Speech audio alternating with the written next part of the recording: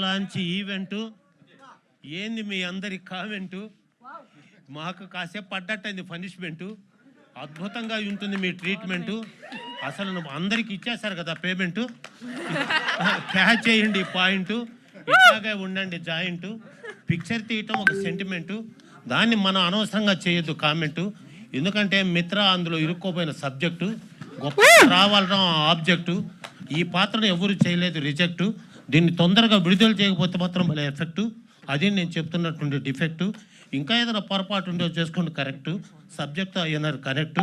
మంచి నటులను చేసుకున్నావు సెలెక్ట్. అందులో నువ్వు పర్ఫెక్టు. ఇది దేవుడిచ్చిన గిఫ్ట్.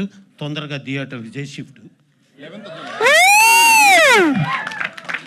ఇప్పుడు మానవ శరీరంలో చెప్పకూడని అంశాలే జీవితం. చెప్పకూడనివి, వాటి మీద కేర్ తీసుకోకపోతే మానవుడికి ఎంత జబ్బులు వస్తాయో అందరికీ తెలుసు. ఏంది అనేది ఇందాక మీరు చేశారు చూడు, ఒక్కొక్క పాట అయింది లీకు. అట్లా చేయకు షేకు. ఎందుకంటే దయానిధి ఎంతో గట్టిగా చేశాడు మేకు. దాని గురించి మనం తక్కువ చేయాలి టాకు. ఎందుకంటే ఆయనకు తెలుసున్నటువంటి టేకు. ఇంకెక్కడా లేదు బ్రేకు. సెకండ్ హాఫ్ గుండెల్లో దిగే బాకు. ఇంకా దాన్ని చూస్తానంటే ఉండదు అవాకు చవాకు. ఇంకా వేరే విషయాలు ముందుకు తేవాకు.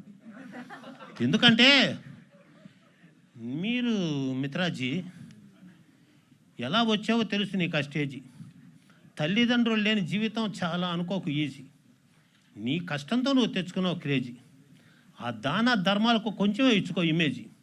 ఎక్కువగా చేసుకోకు మేనేజీ, లేకపోతే సావిత్రిలాగా అయిపోతావు డ్యామేజీ. అనుమానమేలే చెయ్యి. That is humanity, that is your reality, because your quality. మీరు ఒక్కొక్క పాత్రలో మీరు ఒక్కొక్కరు చేసిన సన్నివేశం మాకొక ఆవేశం.